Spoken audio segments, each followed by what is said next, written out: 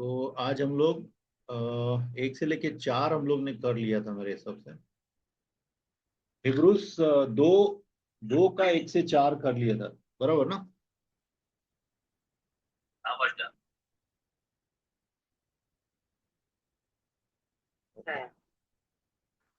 अ, आज हम लोग चार से आगे बढ़ेंगे।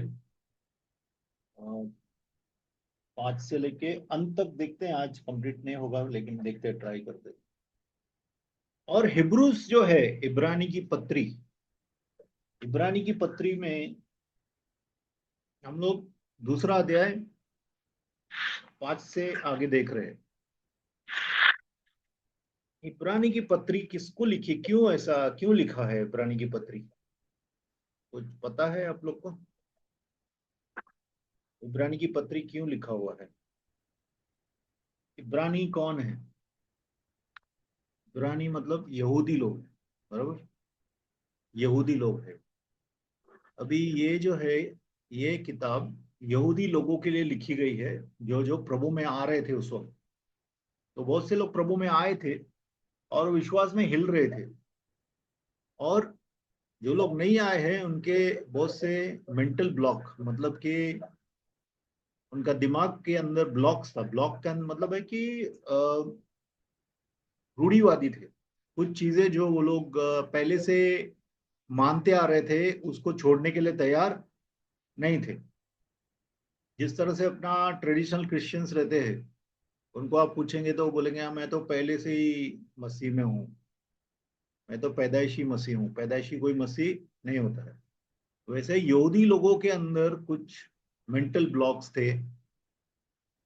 एक एक मेंटल ब्लॉक को, एक एक रूढ़ियों को पौलुस जो है वचन के द्वारा बताता है कि किस तरह से यीशु मसीह जो है सर्वश्रेष्ठ हैं। तो वो अलग अलग बातें बता रहा है इसमें। यीशु मसीह जो कि परमेश्वर का इकलौता पुत्र है, तो परमेश्वर का पुत्र किस तरह से परमेश्वर ने उसको चुना, किस तरह से उसे तैयार किया, वो सब लिखते हैं। फिर मूसा के बारे में भी लिखता है कि मूसा जो है उससे बड़ा यीशु है। क्यों? क्योंकि पुराने नियम में जो है, मूसा को सब लोग मूसा के पीछे थे, बराबर। पेंडेटिव पांच किताबें लिखी है उसने। मूसा ने सबसे ज्यादा किताबें लिखी है पुराने नियम की। तो वो बताना चाहता था वचन के द्वारा कि मूसा से बड़ा है यीशु। ठीक है। फिर इनफैक्ट एक स्टडी है, राजा, किंग, प्रॉफिट एंड प्रीस्ट, याजक, भविष्यवक्ता और राजा, ये तीनों मेन टाइटल्स या सेवाएं थी पुराने नियम में। तो यीशु मसीह भी जो है ये तीनों सेवाएं आज कर रहे हैं। और इन तीनों ऑफिसेस में यीशु मसीह, ऑफिस का मतलब कामों में, प्रभु का मेन काम है ये सब तीन। As a priest, high priest, महायाजक और राजा और भविष्यवक्ता। भविष्यवक्ता को अपोस्टल करके भी लिखते हैं, ऐसा यहाँ पे लिखा गया है। तो बेसिकली वो लोग को उनका विश्वास मजबूत करने के लिए ये लिखा गया है। इसके लिए आप देखेंगे तो जो प्यार 11 चैप्टर है, चैप्टर नंबर 11, सब लोग फेथ के बारे में अगर सीखना है, वो चैप्टर है, बराबर। इब्रानी 11 अध्याय अगर आप पढ़ेंगे तो विश्वास के बारे में बहुत कुछ आपको वहां पे सीखने को मिलेगा। कुरंथियों की पत्री, मेरे ख्याल से एक कुरंथियों की पत्री 13 अध्याय अगर आप पढ़ेंगे तो प्रेम के बारे में सब कुछ मालूम पड़ेगा एक ही जगह पे। परमेश्वर के जो वचन है वो एक बहुत ही अमूल्य खजाना है और बहुत ही डीप है। इसके लिए मैं बोलता हूँ हम लोग पढ़ के आएंगे, थोड़ा मनन करेंगे, सोचेंगे। एक्चुअली एक ओपन सेशन रहेगा ना, जब आप अपने अपने विचार, आप क्या सोचते हैं वैसा विचार। इसके लिए मैं एंड में इसके लिए पूछता हूँ कि आप लोग क्या सोचते हैं, आपको क्या लग। क्योंकि हम लोग एक एक जन जमीन है परमेश्वर के वचन के लिए हम लोग जमीन है, तो हमारी जमीनों में वचन बोया गया, तो वचन किस तरह से फल ला रहा है, वचन को हम कैसे जानते हैं, इस अध्याय में हम क्या जान रहे हैं, इसके लिए मैं पूछता हूँ। ठीक है, तो अभी हम लोग आ जाएंगे अपने, ये सिर्फ भूमिका थी, बैकग्राउंड अबाउट हिब्रूज, इब्रानी की पत्री का बैकग्राउंड, क्योंकि अपने को इब्रानी की पत्री क्यों लिखी गई है, ऐसे क्यों लिखी गई है, अलग अलग इसमें चैप्टर्स क्यों डाले गए हैं, ये सब ये हम लोग को जानना बहुत जरूरी है। ठीक है, तो हम लोग समझ के फिर पढ़ सकते हैं। तो अभी देखेंगे हम लोग 2 का 5 पढ़ेंगे, दिलीप भाई। उसने उस आने वाले जगत को जिसकी चर्चा हम कर रहे हैं स्वर्गदूतों के अधीन न किया, आगे भी पढ़िए। वरन किसी ने कही यह गवाही दी है, मनुष्य क्या है कि तू उसकी सुधि लेता है, या मनुष्य मनुष्य का पुत्र क्या है कि तू उस पर दृष्टि करता है। तूने उसे स्वर्गदूतों से कुछ ही कम किया, तूने उस पर महिमा और आदर का मुकुट रखा और उसे अपने हाथों के कामों पर अधिकार दिया। पढ़ तूने लीजिए, सब पढ़ पढ़ना है लीजिए। आगे। तूने सब कुछ उसके पाँव के नीचे कर दिया, इसलिए जबकि उसने सब कुछ उसके अधीन कर दिया, तो उसने कुछ भी रख न छोड़ा जो उसके अधीन न हो। पर हम अब तक सब कुछ उसके अधीन नहीं देखते, नौ भी पढ़ लीजिए।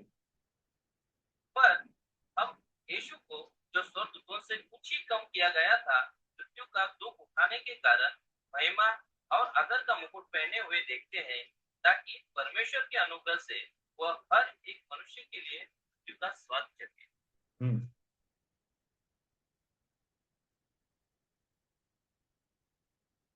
ओके, अभी देखिए, यहाँ पे जो लिखा गया है, एक प्रिंसिपल परमेश्वर का हमेशा याद रखिए। परमेश्वर का प्रिंसिपल क्या है? परमेश्वर जो झुकते हैं, जो नम्र है, उनको प्रभु उठाता है, और जो भी पात्र को प्रभु इस्तेमाल करता है, इवन हम लोग को, सब लोग को, तो प्रभु पहले उनकी परीक्षा लेता है, उनको टेस्ट करता है। ठीक है, तैयार करता है, टेस्ट करता है, और उसके बाद में वो इस्तेमाल करता है। तो परमेश्वर का ये प्रिंसिपल है, ये परमेश्वर का सिद्धांत है, और अपने सिद्धांत को वो अपने पुत्र के लिए भी चेंज नहीं करता है। समझ गए आप कितने जगह पे देखेंगे, जो ज्यादा पैसा देता है उसको लाइन में खड़ा नहीं रहना पड़ता है, कितनी जगहों पे वो डायरेक्ट एंट्री मारता है, बराबर। और कोई रिश्तेदार आया तो उसको फॉर्मेलिटी नहीं करनी पड़ती है, ऑफिस में गेट पास नहीं बनाना पड़ता है अगर मालिक से मिलने जाता है तो, बेटा। लेकिन यहाँ पे ऐसा नहीं है। परमेश्वर क्या करता है? परमेश्वर अपने कानून को पूरा करता है।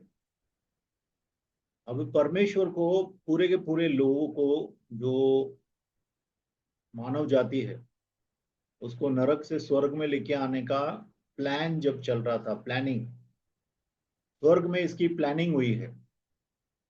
तो प्लानिंग में वो लोग ने, तीनों ने, पिता पुत्र पवित्र आत्मा ने क्या प्लानिंग किया कि पिता को अटोनमेंट चाहिए। पिता को क्या चाहिए? अटोनमेंट, मतलब कि कुर्बानी चाहिए। किसके लिए? सब लोगों के पापों की कुर्बानी पिता को चाहिए, और उसके लिए कोई भी तैयार नहीं है, कोई स्वर्गदूत को तैयार नहीं कर सकते हैं। क्यों? क्योंकि स्वर्गदूत मर सकता है क्या? स्वर्गदूत मारा जा सकता है क्या? नहीं मारा जा सकता। इंसान मारा जा सकता है। तो इंसान, इसके लिए यीशु मसीह को इंसान बनाया, ताकि यीशु एक इंसान बनकर सब इंसानों के लिए मारे जाए।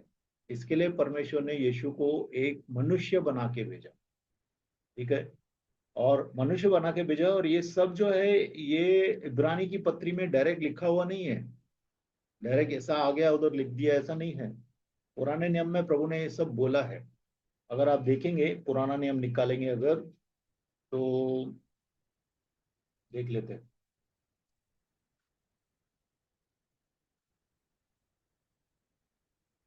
भजन संहिता 8 निकालिए, भजन संहिता 8।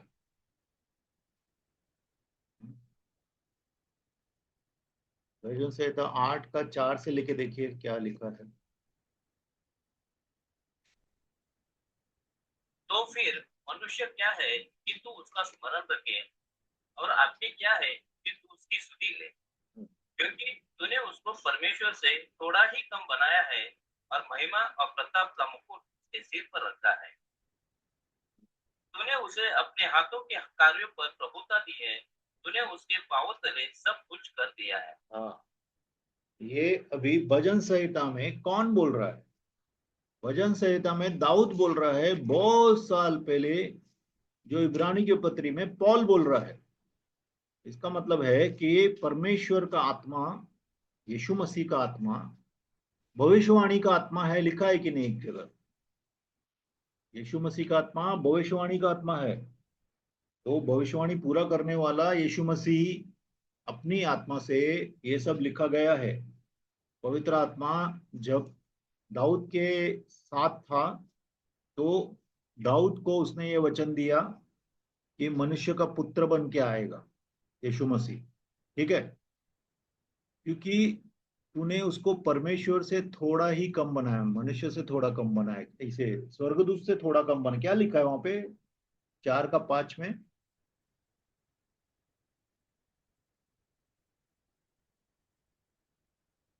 स्वर्गदूत है ना, स्वर्गदूतों से कम बनाया, ऐसा लिखा है ना, थोड़ा कम बनाया। अभी हाँ स्वर्गदूत, बच्चा। हाँ, स्वर्गदूतों से कम बनाया। ठीक है, यीशु मसीह को स्वर्गदूतों से कम बनाया, एक इंसान की तरह बनाया, पूरा इंसान की तरह बनाया, ताकि इंसान के लिए इंसान जो है बलि दे। ठीक है, महिमा और प्रताप का मुकुट उसके सिर पर रखा है। महिमा और प्रताप अलग अलग बातें हैं। महिमा और प्रताप का मतलब क्या है? अभी हम लोग सिंपली ऐसा पढ़ लेते हैं, महिमा और प्रताप क्या है? ग्लोरी एंड ऑनर, महिमा और प्रताप। ग्लोरी एंड ऑनर, कितने लोग अपने सर पे मुकुट पहनते हैं सोने का, हीरे जवाहरात का मुकुट पहनते हैं, और वो बताता है कि अथॉरिटी है उनको, अथॉरिटी है उनको, मुकुट है। ठीक है, अथॉरिटी है, भले वो लायक हो या ना हो, ऐसे लोगों को मिलता है, बराबर। और खास करके जो पुराने समय में था, राजा का बेटा राजा बनता था, राजा का बेटा राजा बनता था कि नहीं? बनता था। लेकिन यीशु मसीह इसके लिए मुकुट नहीं पहना। मुकुट का मतलब ये सोने का मुकुट नहीं पहना है यीशु। यीशु महिमा का और प्रताप का मुकुट पहना है। महिमा का मुकुट क्या रहता है? महिमा का मुकुट जो रहता है वो शान दिखाता है, परमेश्वर कितना महान है। और प्रताप का मतलब है कि परमेश्वर डिजर्व्स इट। ठीक है, क्योंकि उसमें इतना ताकत है, प्रताप है उसको। प्रतापी राजा बोलते हैं जैसा। प्रतापी राजा का मतलब क्या? Powerful king. वैसे ही यीशु मसीह को पावर का, प्रताप का और ग्लोरी का, महिमा का मुकुट परमेश्वर ने पहनाया। क्योंकि कब पहनाया? जब वह परीक्षा में पूरा हो गया, जब उसने लोगों के लिए बलिदान दिया, उसके बाद। पहले महिमा का मुकुट नहीं पहना है प्रभु ने। और क्या लिखा है कि 8 में क्या लिखा है? 8 में नहीं, अपना इसमें 8, इब्रुओं की, इब्रानी की पत्री हिंदी में। तूने सब कुछ उसके पांवों के नीचे कर दिया, इसलिए जबकि उसने सब कुछ उसके अधीन कर दिया, तो उसने कुछ भी न रख छोड़ा जो उसके अधीन न हो। पर हम अब तक सब कुछ उसके अधीन नहीं देखते। हाँ, देखो, परमेश्वर के जो भी स्वर्ग में जो है, स्वर्ग में कौन सा साल चल रहा है? धरती पे कौन सा साल चल रहा है? 2024, बराबर। 2024-25 चल रहा है, 2025 चल रहा है, बराबर। 2025 चल रहा है। और आदम से लेके बोलेंगे तो 6000 के थोड़ा ऊपर हो गए हम, बराबर। तो स्वर्ग में कौन सा साल चल रहा है?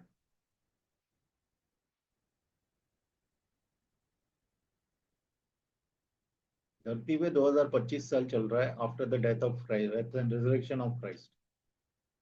तो स्वर्ग में कौन सा साल चल रहा है? स्वर्ग में कोई साल नहीं है, स्वर्ग में समय नहीं है, धरती पे समय है।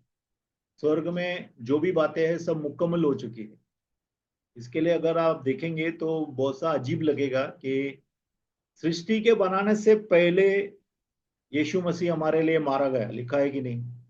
We were chosen from the before the world was made, created. दुनिया बनाने से पहले यीशु मसीह को परमेश्वर ने चुना था। हम लोग को प्रभु ने चुना था दुनिया बनाने से पहले। मतलब क्या है? दुनिया बनाने से पहले कहाँ थे?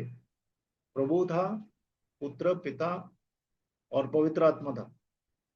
और वो लोग पूरी प्लानिंग कर रहे थे, सब लोगों के लिए प्लान कर रहे थे। जब परमेश्वर जो प्लान करता है वह हो जाता है, ठीक है ना? परमेश्वर का प्लान फेल नहीं होता है, मनुष्य का प्लान फेल हो जाता है। लेकिन अगर मनुष्य परमेश्वर के प्लान में फिट होगा तो परमेश्वर के प्लान में कभी फेल नहीं होगा। इसके लिए एक पास्टर ने कहा है कि the person who stands in the will of God, जो परमेश्वर की इच्छा में आदमी खड़ा रहता है वह अजय हो जाता है। मतलब उसको उससे कोई जीत नहीं सकता है, क्योंकि परमेश्वर से कोई जीत नहीं सकता है। परमेश्वर के प्लान्स हमेशा हमेशा सक्सेसफुल रहते हैं। तो यहाँ पे परमेश्वर ने ऑलरेडी प्लानिंग किया। परमेश्वर ने अपने पुत्र को जब रिजरेक्ट किया, पुत्र को जब पुनरुत्थान किया, तो पूरा का पूरा दुनिया उसके अधीन डाल दी, ठीक है? पूरा का पूरा दुनिया उसके अधीन डाल दिया। लेकिन इसका मतलब ये नहीं कि पुत्र के अधीन पिता है, ये हमेशा याद रखना। पुत्र पिता के अधीन है, पिता पुत्र के अधीन नहीं है, ठीक है? तो परमेश्वर ने उसके अधीन डाला, इसका मतलब पूरी दुनिया को डाला, स्वर्गदूतों को डाला, आने वाली इस पूरे पावर्स को डाला, ठीक है? कलीसिया को डाला। लेकिन पवित्र आत्मा और पिता को नहीं डाला, क्योंकि वो तो खुद परमेश्वर है, ठीक है?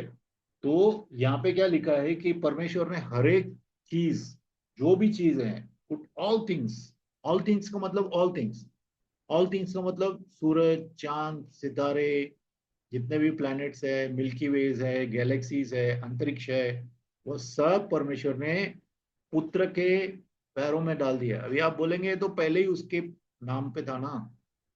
ऐसा नहीं है। जब यीशु मसीह एक इंसान बन के आए तो उन्होंने अपना बेटापन छोड़ दिया। वो पुत्र का जो टाइटल था उसने छोड़ दिया था। वो एक ऑर्डिनरी आदमी बन के आए थे, बिल्कुल ऑर्डिनरी। नहीं तो प्रार्थना क्यों करते थे? प्यास क्यों लगती थी उनको? खाना क्यों खाते थे? सोते क्यों थे? क्योंकि एकदम इंसान, और टेम्पटेशन उसको हो सकता था। वह पाप भी कर सकते थे, पाप में गिर भी सकते थे, लेकिन गिरे नहीं। तो पुत्र जो है पूरी तरह से इंसान बनाया गया है। और जब इंसान बनाया गया, तब जब उसने परीक्षा में पास हुआ, वो सब लोग के लिए बलिदान दिया उसने, तो उसके बाद परमेश्वर ने हर एक चीज उसके कदमों में डाली। लेकिन आज हम लोग हर एक चीज उसके कदमों में नहीं देखते हैं, क्योंकि अगर परमेश्वर ने हर एक चीज एक पुत्र के कदमों में दिया है, तो आज भी रेप्स हो रहे हैं, आज भी मर्डर्स हो रहे हैं, आज भी घूसखोरी हो रही है, आज भी चोरियां हो रही हैं, डकैतियां हो रही हैं। तो हम लोग सब कुछ उसके हाथ में नहीं देख रहे हैं, बराबर। लेकिन एक समय आने वाला है, ठीक है?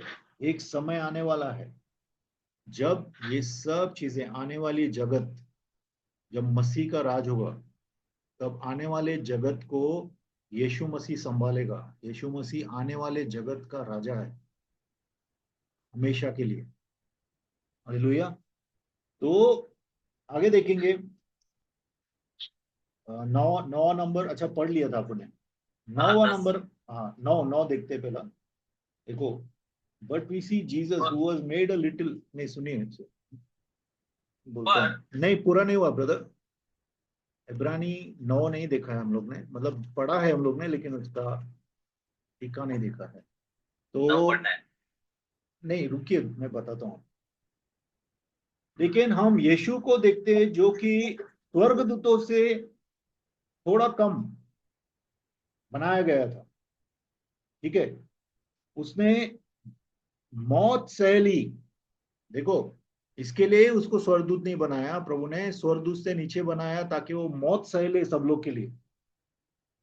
फिर उसके बाद उसको महिमा का और तेज का, प्रताप का मुकुट पहनाया। और इसमें भी अनुग्रह है। देखो, यीशु मसीह को भी अनुग्रह में था। आप ऐसा मत सोचो यीशु मसीह अनुग्रह में नहीं था। मनुष्य को हमेशा अनुग्रह में ही रहना पड़ता है।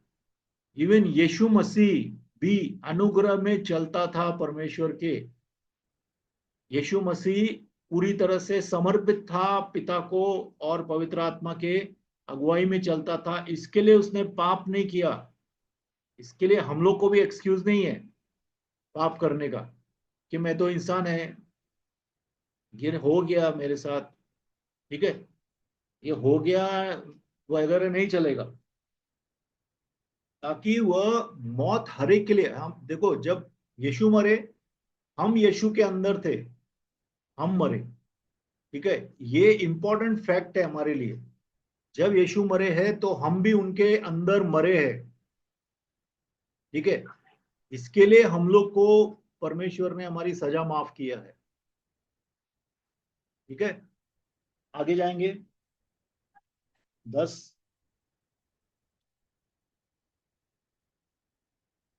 क्योंकि जिसके लिए सब कुछ है और जिसके द्वारा सब कुछ है, उसे यही अच्छा लगा कि जब वो बहुत से पुत्रों को महिमा में पहुंचाए तो उनके उद्धार के कर्ता को दुख उठाने द्वारा सिद्ध करे।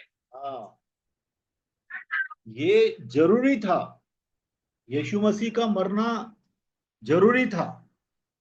ठीक है, क्योंकि परमेश्वर का, जैसा मैंने बताया, परमेश्वर पहला सब लोगों की परीक्षा लेता है, तो वो टेस्ट करता है, उनको परिपक्व बनाता है, निपुण बनाता है। ठीक है, हम लोग सब लोग को भी परिपक्व परफेक्ट बनना है। ठीक है, हम लोग हर रोज कोशिश करना है कि हम यीशु मसीह की तरफ परफेक्ट बनते जाएं। हर रोज। एक साल समझो, 2024 में हम लोग जो पाप करते थे 2025 में भी वही पाप कर रहे हैं अगर, तो हम लोग प्रोग्रेशन में नहीं जा रहे हैं, आगे नहीं जा रहे हैं हम लोग।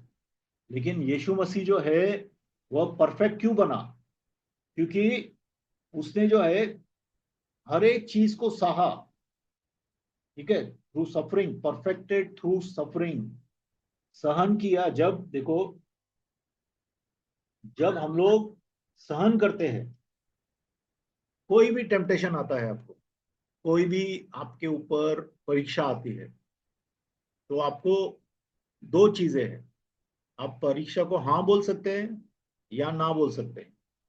ठीक है, समझो घूसखोरी है, आपके सामने घूस लेके आए आदमी, आप पब्लिक सर्वेंट है।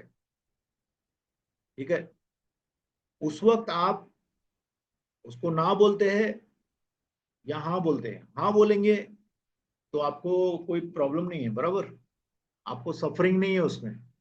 हाँ बोलेंगे तो घर के अंदर टीवी फ्रिज वगैरह सब लेके आएंगे, एसी लेके आएंगे, सब कुछ लेके आएंगे, क्योंकि घूस मिल गया ना। लेकिन ना बोलेंगे तो तकलीफ से जाते हैं, सफरिंग से जाते हैं।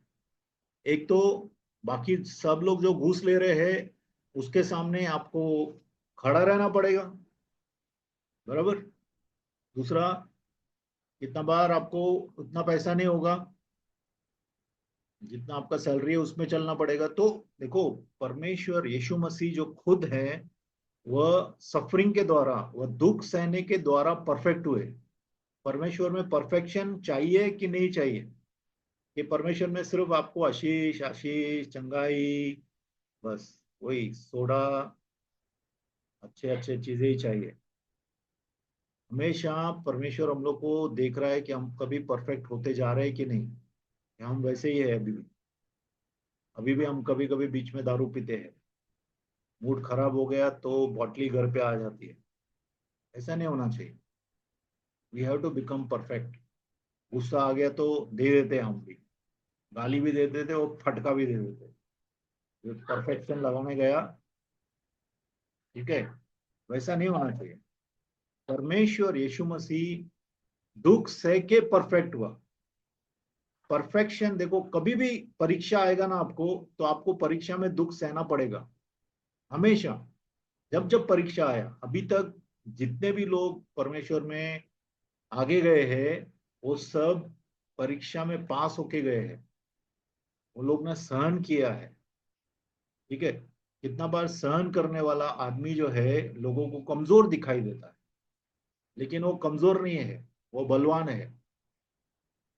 जो दादा है वो गुस्से को काबू काबू नहीं कर सकता है, लेकिन एक परमेश्वर का संत जो है वो गुस्से को ना बोल के शांत रह सकता है, ठीक है। तो परमेश्वर ने हम लोग को इसके लिए बुलाया है कि हम दिन ब दिन टेम्पटेशन में सफर होके परफेक्ट बने, ठीक है। परीक्षा में हम लोग तकलीफ सह के हम लोग निपुण बनते जाएं, परमेश्वर के जैसे बनते जाएं, ठीक है। क्योंकि हम लोग का कैप्टन है, वो हमारा साल्वेशन का, to make the captain of the salvation. देखो साल्वेशन, साल्वेशन का मतलब उद्धार, बराबर। हम लोग सब उद्धार की बात करते हैं, हम लोग बोलते हैं कि हमारा उद्धार हो गया है, हमारा उद्धार हो गया है, हमारे पाप क्षमा हो गए हैं। लेकिन हमारे पाप छूटे हैं क्या? हमारे शरीर से, हमारे आत्मा मन से पाप टूट के निकल गए क्या? निकल गए क्या? इसके लिए प्रभु बोलता है हर रोज अपने उद्धार को कल्टीवेट करो। Cultivate your salvation in fear and trembling, मतलब डर से, परमेश्वर के डर से हर रोज परीक्षा में पास होते रहो, ठीक है। साल्वेशन में बढ़ते रहो, अनुग्रह में बढ़ते रहो, परमेश्वर की आज्ञाओं में बढ़ते रहो, ठीक है। पास मार्क्स से पास होना है या अच्छी मार्क्स से पास होना है? बोलेंगे हम लोग अच्छी मार्क्स से पास होना, लेकिन एक छोटा टेम्पटेशन आएगा तो अपन बैठ जाते हैं, थोड़ा परीक्षा आएगा तो अपन बैठ जाते हैं। बलवान बनो परीक्षा में, परमेश्वर के सामने बलवान बनो, ठीक है। स्थिर बनो। कितना बार हम स्थिर बनते हैं तो हम टेम्पटेशन के अंदर से जा सकते हैं, हम लोग परीक्षा के अंदर से जा सकते हैं अगर हम लोग स्थिर रहेंगे तो। लेकिन हम लोग कितना बार स्थिर नहीं रहते हैं, हम लोग हिलते रहते हैं, हिलते डुलते रहते हैं, बराबर। तो हिलते डुलते नहीं रहना है, ओके, हिलते डुलते नहीं रहना है, अपने को परीक्षा में पास होना है। हाँ, रीचिंग शिमल, टॉक लेटर।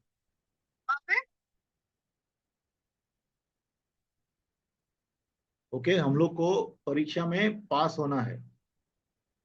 ये ओके, 11।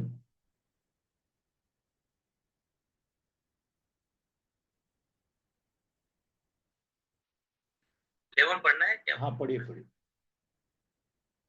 क्योंकि पवित्र करने वाला और जो पवित्र किए जाते हैं सब एक एक ही मूल से है, अर्थात परमेश्वर। इसी कारण वह उन्हें भाई कहने से नहीं लजाता। हम लोग को परफेक्ट करने वाला तो पवित्र आत्मा है, बराबर। पवित्र आत्मा यीशु मसीह का प्रतिनिधि हमारे बीच में है, यीशु मसीह को रिप्रेजेंट करता है हमारे अंदर पवित्र आत्मा। और पवित्र आत्मा हम लोग को पवित्र कर रहा है हर रोज। सैंक्टिफाई का मतलब क्या है? सैंक्टिफाई का मतलब कि हम लोग को रोज पवित्र कर रहा है, शुद्ध कर रहा है। सोने को शुद्ध करते हैं तो कैसा होता है? बटन दबा के शुद्ध हो जाता है कि उसमें टाइम लगता है? उसमें टाइम लगता है, भट्टी के अंदर भरा और उसको गलाते रहते हैं, इम्प्योरिटीज निकालते रहते हैं। वैसे ही हमारे जीवन में बहुत सा इम्प्योरिटीज है, बहुत सी चीजें हमारे दिल में है, दिमाग में, हमारे मन में, हमारे शरीर में, हमारे आदतों में है, जो परमेश्वर को अच्छी नहीं लगती है, वो सब चीजें जो है बाहर जाना चाहिए। और परमेश्वर का पुत्र जो है वो हमें भाई क्यों बोलता है, हम उसके भाई है क्योंकि यीशु मसीह बिल्कुल हमारे तरह है। यीशु मसीह जैसा हम वीक है, यीशु मसीह का शरीर वीक था, ठीक है। यीशु मसीह टेम्प्ट हो सकता था, यीशु मसीह झूठ बोल सकता था, यीशु मसीह व्यभिचार कर सकता था, यीशु मसीह चोरी कर सकता था, यीशु मसीह अधार्मिक का गुस्सा कर सकता था। ऐसे सब पाप जो कर सकता था यीशु मसीह, जो हम कर रहे हैं यीशु मसीह कर सकता था। इसलिए यीशु हमारा भाई है, जो हम लोग को भाई करके बुलाता है। हम हम यीशु के भाई हैं, ठीक है। हम यीशु के भाई हैं। तो क्योंकि हम पूरी तरह से यीशु की तरह है, ठीक है। जैसा देखो अभी बोलते हैं ना हम लोग, कितने लोग शक्ल मिलती है, कितने लोग तो लगते हैं तो भाई बहन है, बरोबर। जैसा इंसान इंसान का भाई है, क्योंकि दोनों इंसान एक ही चीज से बने हुए हैं। सब इंसानों को हवा लेना पड़ता है, सब को रोना आता है, सब लोग को खाना खाना पड़ता है। उसी तरह से यीशु मसीह हमारी तरह ही बनाए गए। इसके लिए यीशु मसीह हम लोग को अपना भाई करके बुलाते हैं, भाई करके बुलाते हैं, ठीक है। कितने लोग बहुत अमीर हो गए तो अपने गरीब भाई को रोड पे पहचानते नहीं है, ठीक है। लेकिन यीशु मसीह महान राजाओं का राजा हमारे जैसे फकीर लोगों को अपना भाई बुलाता है, और हम लोग को सब लोग के सामने बोलता है ये मेरा भाई, राइट। बोलता है कि नहीं बोलता है, देखो लिखा है 12 देखो। और वह कहता है, मैं तेरा नाम अपने भाइयों को सुनाऊंगा, सभा के बीच में मैं तेरा भजन गाऊंगा। हाँ, मैं तेरा नाम अपने भाइयों के बीच में, कौन बुलाएगा, किसका नाम, किसका नाम बुलाएगा।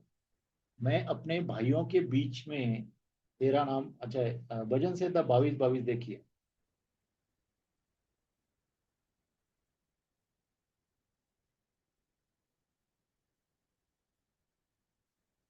पढ़िए। भजन संहिता का 22 का 22। मैं अपने भाइयों के सामने तेरे नाम का प्रचार करूंगा, सभा के बीच बीच तेरी प्रशंसा करूंगा। हाँ, किसकी प्रशंसा करेगा, कौन करेगा,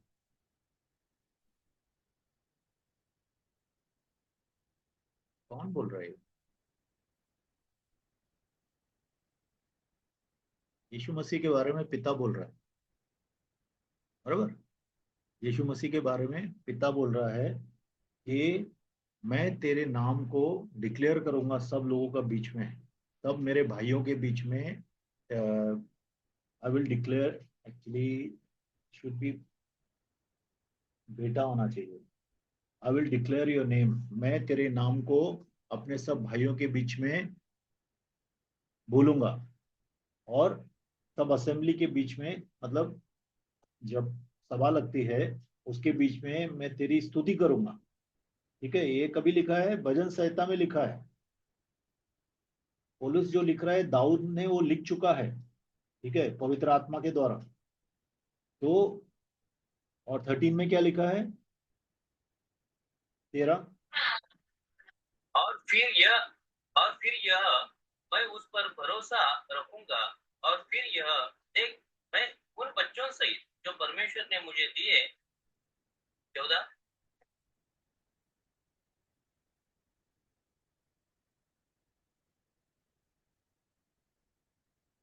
ठीक है, 14 मत पढ़िए, रुकिए, पहले ये कंप्लीट कर लेते हैं।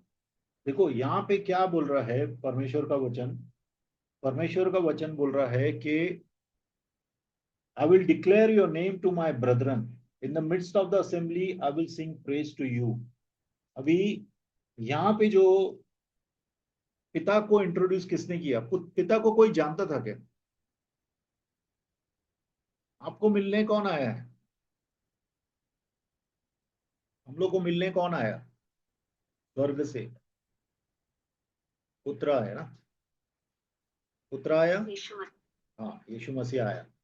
तो यीशु मसीह बोलता है मेरे भाइयों के बीच में मैं पिता के बारे में लोगों को बताऊंगा, ठीक है, असेंबली के बीच में मैं बताऊंगा, और I will put my trust in him.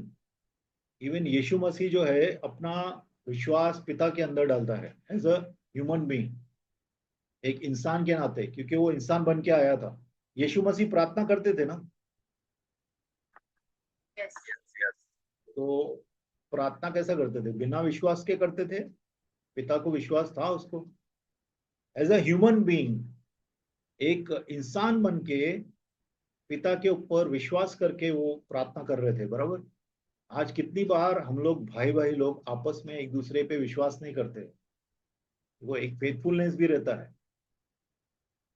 उसने पूरा विश्वास किया ना कि अगर मैं अपना जान देता हूं, हो सकता है पिता बोले अरे ये पुत्र को उठाऊंगा तो पुत्र तो रिजरेक्शन पावर आ जाएगा उसमें, पूरा लोग उसको पूजा अभी स्तुति आराधना करता है, फिर पुत्र को ही देखेगा। तो पिता पॉलिटिक्स नहीं खेलता है, बराबर। लेकिन हम लोग कितना बार पॉलिटिक्स खेलते हैं। कि हम जस्ट सेइंग कि हमारा नेचर कैसा है, और त्रिएक परमेश्वर का नेचर कैसा है। त्रिएक परमेश्वर में एक दूसरे को ऊंचा उठाते हैं, बराबर। पिता पुत्र को उठाता है, पुत्र पिता को ऊंचा उठाता है। उठाता है नहीं उठाता है? There is a sign of humbleness. वो जो है एक नम्रता का निशानी है, ठीक है। और पिता को ये भी बताता है हियर आई एम, मैं इधर हूं पिता, और ये सब जो बच्चे तूने मुझे दिए हैं। यमुना में लिखा है जब तक पिता किसी को पुत्र की तरफ नहीं लेके जाता, तब तक कोई भी विश्वास में नहीं आएगा, ठीक है। लिखा है कि नहीं? पिता पुत्र दोनों भी एक दूसरे के लिए ऐसा बोलते हैं कि ये परमेश्वर को पास लेके जाता है, पुत्र बोलता है पिता परमेश्वर के मेरे पास लेके आता है। पुत्र बोलता है पिता बोलता है पुत्र परमेश्वर को इंट्रोड्यूस करता है, पुत्र सब बच्चों को मिलाता है, ठीक है, पिता से। हमेशा याद रखिए यीशु मसीह ने क्या बोला? I am the way, the truth and the life. मतलब मैं मार्ग सत्य और जीवन हूं। तो प्रभु ने मार्ग क्यों बोला? मार्ग इसके लिए बोला क्योंकि प्रभु मार्ग है पिता की तरफ पहुंचने का। हमारा, हमें पिता को पहुंचना है। पिता हमारा क्या है? डेस्टिनेशन है। डेस्टिनेशन मतलब पिता हमारा मंजिल है। हम लोग को पिता के घर में जाना है, राइट। हम लोग को पिता के पास जाना है। अभी कितने लोग क्या है, उनको स्वर्ग का एसी रूम चाहिए सिर्फ। स्वर्ग में एसी रूम मिलेगा मुझे, इसके लिए मैं यीशु में आया हूँ। मैं जाके स्वर्ग में एकदम मस्त आराम से बैठूंगा, इंजॉय करूंगा लाइफ, बराबर। ऐसा वो लोग का दिल में है। कितना लोग सिर्फ नरक की आग से बचने के लिए स्वर्ग जाना चाहते हैं। हम लोग है क्या ऐसे? पिता के पास जाना जो है सिर्फ नरक की आग से बचना नहीं है, अनंत काल का जीवन। ये कोई स्वर्ग से भी अच्छा परमेश्वर है। स्वर्ग एक स्थान है जो परमेश्वर ने बनाया है, जहाँ पे परमेश्वर खुद रहते हैं। लेकिन स्वर्ग परमेश्वर नहीं है। हमें डिजायर करना है स्वर्ग को नहीं, हमने डिजायर करना है पिता को। हमें डिजायर करना है पुत्र को। हमें डिजायर करना है त्रिएक परमेश्वर को, ठीक है। ओके, अभी 14 पढ़िए। इसलिए जबकि बच्चे मांस और लहू के भागी हैं, तो वह आप भी उनके समान उनका सहभागी हो गया, ताकि पृथ्वी के द्वारा से जिसे मृत्यु पर शक्ति मिली थी, अर्थात शैतान को निकम्मा कर दे। 15 भी पढ़िए। और जितने मृत्यु के भय के मारे जीवन भर दासत्व में फंसे थे, उन्हें छुड़ा ले। हाँ, देखो, मांस और लहू की, जैसा वो मांस और लहू में है, लहू लेके वैसे ही हम लोग हैं। हम लोग भी मांस और लहू के बने हुए हैं, बराबर। हमारे लहू में कितना बार बैक्टीरिया ये वो सब लगता है। लेकिन यीशु मसीह के लहू में कभी बैक्टीरिया वायरस वगैरह कुछ नहीं लग सकता था। क्यों? क्योंकि हमेशा पवित्रता में चलते थे, हमेशा परमेश्वर के वचन में चलते थे। ये हम लोग के साथ भी हो सकता है। Divine healing is for us, हमारे लिए अलौकिक परमेश्वर की चंगाई, दैविक चंगाई हमारे लिए है। लेकिन हम बीमार क्यों पड़ते हैं? क्योंकि हम परमेश्वर के कानून को तोड़ते हैं, इसके लिए हम बीमार पड़ते हैं। यीशु मसीह कभी बीमार नहीं पड़ता था, हालांकि उनको हमारे जैसा ही शरीर था, हमारे जैसा ही मांस और लहू से बने थे प्रभु, लेकिन वो कभी भी पाप नहीं किए। इसके लिए उनके अंदर ताकत था कि अपने शरीर को तोड़ के वह शैतान को नाश कर सकते थे, और शैतान को नाश किया प्रभु। क्रूस के ऊपर परमेश्वर ने शैतान का नाश किया है, ठीक है, उसका विनाश आया है क्रूस के ऊपर। क्यों? देखो, एक तो फरमान ऑलरेडी है उसके ऊपर, शैतान के ऊपर एक फरमान ऑलरेडी है, एक जजमेंट पास हो चुका है, बराबर। लेकिन वो जजमेंट को लाने के लिए ध्यान से, जजमेंट को लाने के लिए मनुष्य की जरूरत है पिता को। आप बोलेंगे ऐसा क्यों? क्योंकि मनुष्य को तंग कौन करता है? मनुष्य को पूरा जिंदगी डर में किसने रखा है? शैतान ने रखा है। जब मनुष्य को बनाया, आदम को जब प्रभु ने बनाया था, तब से लेके, एक मिनट मोनो, अरे अरे मम्मी को फोन देखना यार, मम्मी को कुछ चाहिए क्या? बार बार शी इज कॉलिंग मी। इधर था। मनुष्य को प्रभु, जब से प्रभु ने बनाया है तब से लेके शैतान मनुष्य के पीछे है कि नहीं? मनुष्य के पीछे क्यों है? मनुष्य के पीछे क्यों है? मनुष्य के पीछे इसके लिए है, बहुत सी चीजें हैं। एक तो मनुष्य को प्रभु ने अपनी प्रतिमा में बनाया है, सिर्फ मनुष्य के अंदर पवित्र आत्मा आके रह सकता है, ठीक है, क्योंकि प्रभु ने आत्मा, मनुष्य की आत्मा एक स्पेशल किस्म की है जिसमें आके पवित्र आत्मा रह सकता है, ठीक है। अनॉइंटिंग जो रहता है, वह परमेश्वर का अनॉइंटिंग किसके ऊपर आता है? मनुष्य के अंदर आता है। तो इसके लिए पूरा का पूरा जो शैतानी ताकतें हैं वह मनुष्य को अटैक करती है, ठीक है, और मनुष्य ही शैतान के ऊपर फैसला लाएगा। परमेश्वर का लिखा हुआ फैसला जो है वह मनुष्य शैतान के ऊपर लाएगा। किसके द्वारा? पुत्र के द्वारा। यीशु मसीह हमेशा के लिए इंसान बन गए। जब उन्होंने इंसान का जन्म लिया तो इंसान के द्वारा, मनुष्य के द्वारा, पुत्र के द्वारा शैतान के ऊपर जजमेंट लाने वाले हैं, ठीक है। लेकिन वो तैयारी करने के लिए यीशु ने अपने शरीर को तोड़ने के लिए अलाउ किया।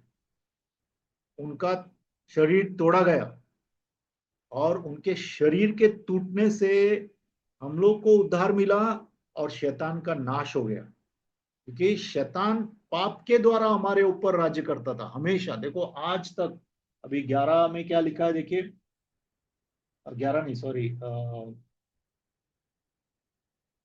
15 में क्या लिखा है? और जितने मृत्यु के भय के मारे जीवन पर दासत्व में देखो, फंसे थे, ने हाँ, छुड़ा लिए। हम लोग शैतान के दासत्व में क्यों है? मृत्यु के डर के लिए।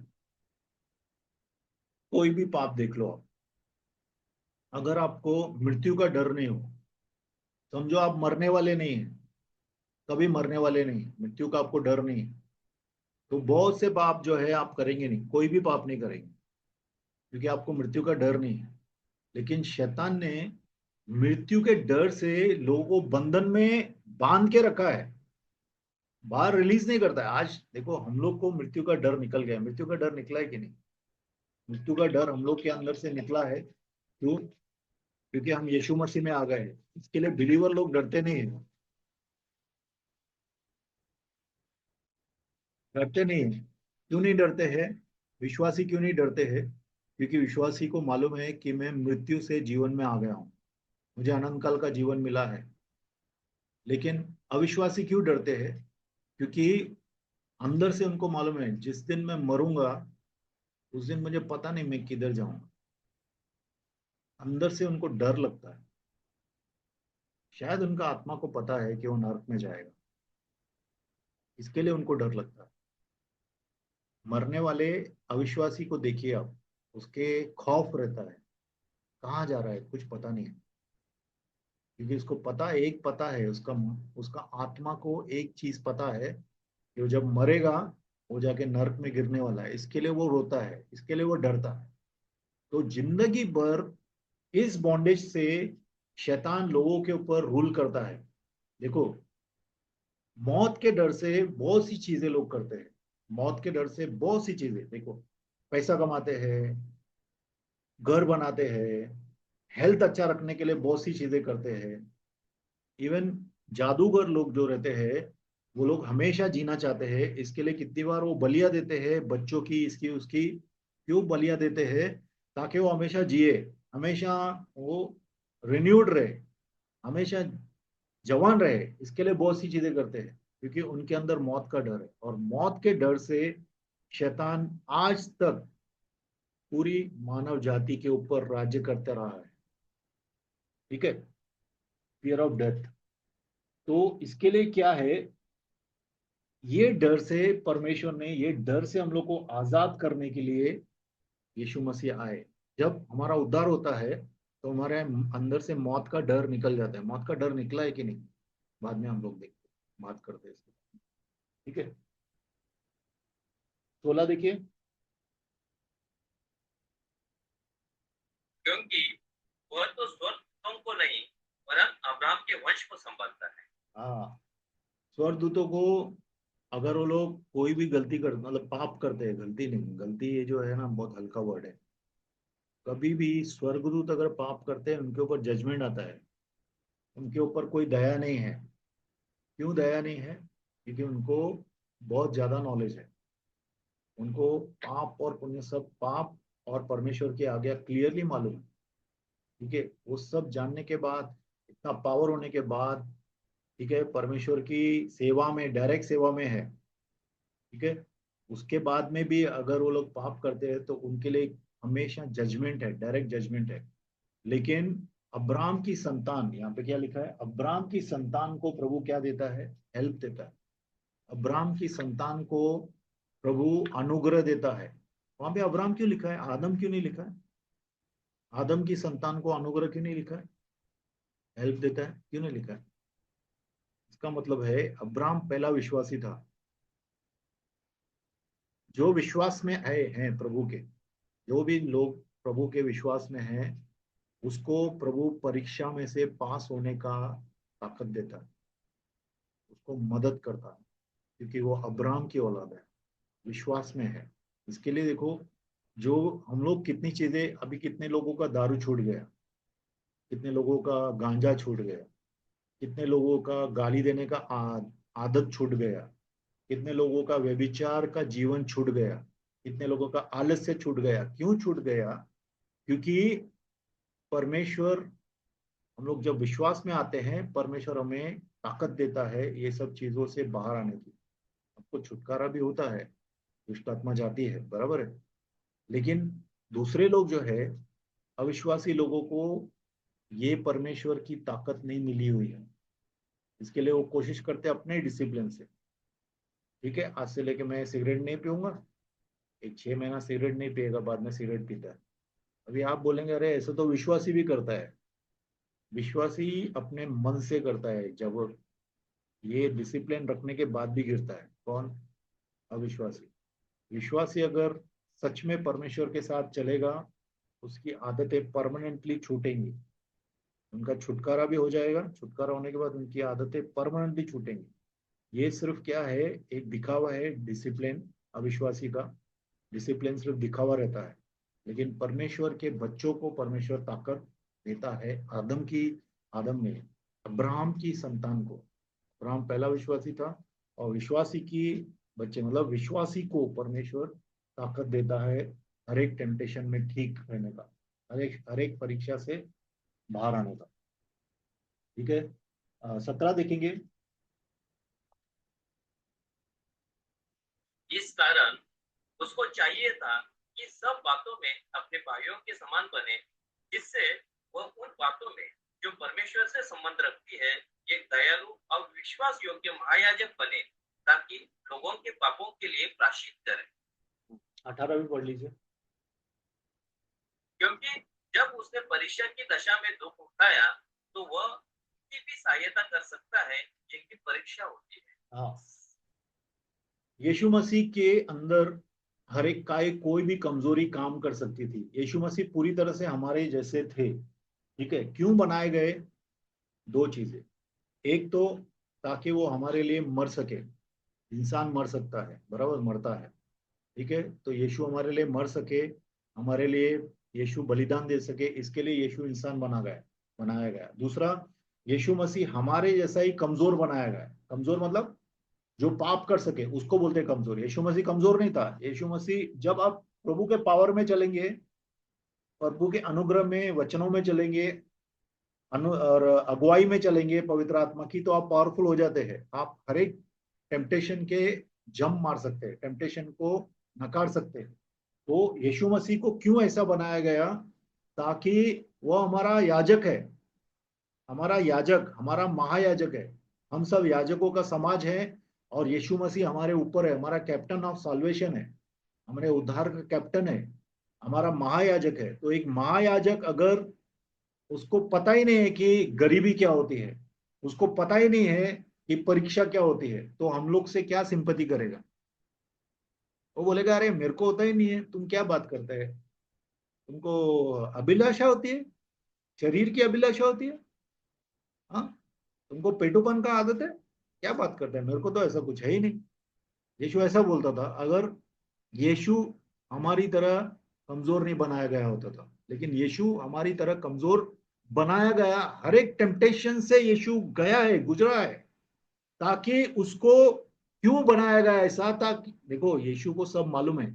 एक बात हमेशा याद रखना, परमेश्वर अगर इंसान नहीं भी बनेगा तो परमेश्वर को मालूम है हम क्या फील कर रहे हैं। लेकिन हम लोग को बताने के लिए यीशु मसीह इंसान बना, ताकि हम लोग को भी मालूम पड़े कि वो खुद इधर हमारे बीच में आके रहा है। आज कोई बोल नहीं सकता। कितने लोग देखो, बड़े बड़े लोगों को बोलते हैं अरे इसको क्या मालूम है गर्मी में कैसा सोते हैं, एसी में सोता है।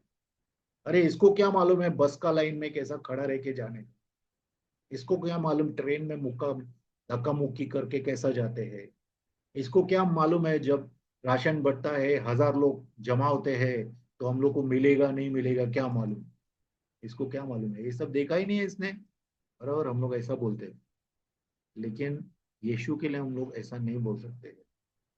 यीशु ने हर एक बात को सहन किया है, हर एक परीक्षा को देखा है। इसके लिए वह हमारे साथ, क्या बोलते हैं उसको, संवेदना रख सकता है। हमारी वेदना को वह जान सकता है। देखो, बोलते हैं ना संज्ञान। संज्ञान मतलब खुद ही से वो लेता है, बराबर, खुद ही वो जानता है। उसी तरह से यार इधर आके खोलो ना तुम। उसी तरह से जो संवेदना, संवेदना क्यों बोलते हैं? लोगों की वेदना को महसूस कर सके, उसको बोलते हैं संवेदना, संवेदन। यीशु मसीह संवेदन है, बराबर। यीशु मसीह हमारी वेदना को समझ सकते हैं। हमारे परीक्षाओं में हम लोग जा रहे हैं, इसलिए वो समझ सकते हैं। इसके लिए वो दयालु है और विश्वास योग्य है, महायाजक है। ठीक है, ताकि लोगों के पापों के लिए पश्चाताप भी कर, प्रायश्चित भी करे। देखो, जब उसको मालूम है कि कमजोरी में आदमी लोग कैसे गिरते हैं, जब कमजोर पड़ता है आदमी कैसा पाप करता है। तो यीशु ने पाप नहीं किया, लेकिन कमजोरी को सहन किया यीशु ने। ठीक है, यीशु ने सहन किया कमजोरी को। तो उसको पता है कि लोग कमजोर कैसे होते हैं, क्यों गिरते हैं, उसको पता है।